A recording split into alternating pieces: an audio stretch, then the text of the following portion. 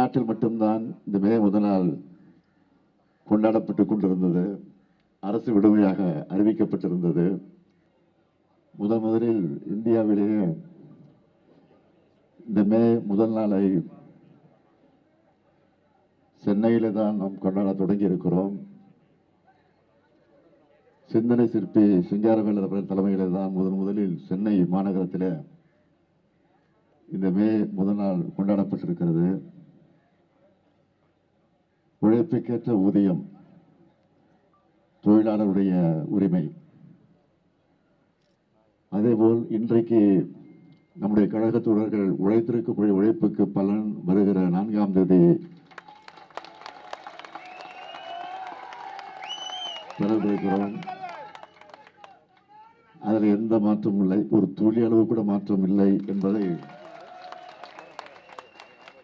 ஏதாவது கருத்து கணிப்பில் இப்படி நான் சொல்லுகிறேன் என்று யாரும் கருத வேண்டிய அவசியம் இல்லை. கழகத்துடைய உணர்வை உணர்ந்து கொண்டிருக்கக்கூடிய காரணத்தால் அந்த கருத்தை நான் எடுத்து வைத்திருக்கிறேன், தவிர வேறல்ல. ஆக அதே நேரத்தில் இன்று மே முதல் நாளை இன்றைக்கு தொழிலாளருக்குரிய அந்த மரியாதையை, மதிப்பை, அவருடைய உரிமையை இன்றைக்கு கொண்டாடக்கூடிய வகையில் இந்த நாளை கொண்டாடி கொண்டிருக்கிறோம். மே முதல் நாள் பேரறிஞர் அண்ணா அவர்கள் முதலமைச்சராக பொறுப்பேற்றவுடன் விடுமுறையாக அதை அறிவித்து, அரசு விடுமுறையாக அதை அறிவித்து அதை கொண்டாட தொடங்கினார். ஊதியத்தோடு கூடிய விடுமுறையாக மட்டுமல்ல,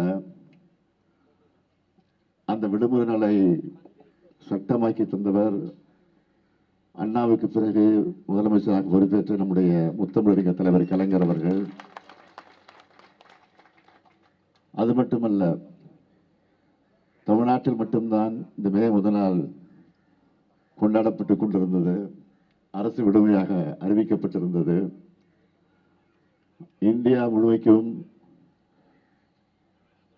இந்த விடுமுறை நாளை இந்தியா முழுமைக்கு கொண்டு வர வேண்டும் என்று தலைவர் கலைஞர் அவர்கள் எடுத்து சொல்லி நாடாளுமன்றத்தில் நம்முடைய உறுப்பினர்கள் எல்லாம் குரல் எடுத்து பிரதமராக இருந்த VP சிங் அவர்கள் அதை ஏற்றுக்கொண்டு தமிழ்நாட்டில் மட்டுமல்ல இந்தியா முழுமைக்கும் அரசு விடுமுறையாக, ஊதியத்தோடு கூடிய விடுமுறையாக அறிவித்து அதுவும் இன்றைக்கு கொண்டாடப்பட்டுக் கொண்டிருக்கிறது. இன்னும் ஒரு 2-3 நாட்களில்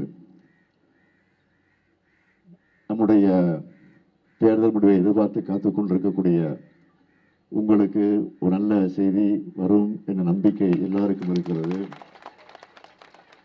இந்த சூழ்நிலையில் நான் தெரிவித்துக் கொள்ள விரும்புவது, எல்லாருக்கும் எல்லாம் என்ற தத்துவத்தோடு தான், அந்த கொள்கையோடு தான் நாம் ஆட்சியை நடத்தி கொண்டிருக்கிறோம்.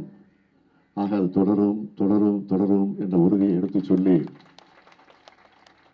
இந்த மேதின நினைவு பூங்காவை தலைவர் கலைஞர் அவர்கள் தான் உருவாக்கி தந்திருக்கிறார்கள். இந்த பூங்காவில் அமைக்கப்பட்டிருக்கக்கூடிய நினைவு சின்னத்தையும் தலைவர் கலைஞர் அவர்கள் தான் உருவாக்கி தந்தது மட்டுமல்ல, அது எப்படி அமைய வேண்டும் என்று பல முறை இந்த இடத்திற்கு நேரடியாக வந்து அதையெல்லாம் சரி செய்து அதை உருவாக்கி தந்திருக்கிறார்கள்.